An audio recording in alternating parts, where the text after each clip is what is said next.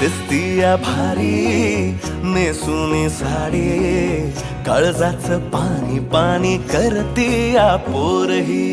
आता क्यूट वाली गावरान बोली, खट्याळ थोडी माझ्या काळजाची चोरही.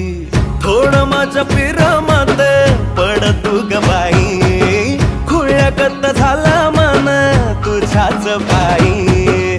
आता मला लागली या लग्नाची घाई, भाई आता बोलू नको अग माझी राणी. होशील का या बठ्याची सोबर घरवाली.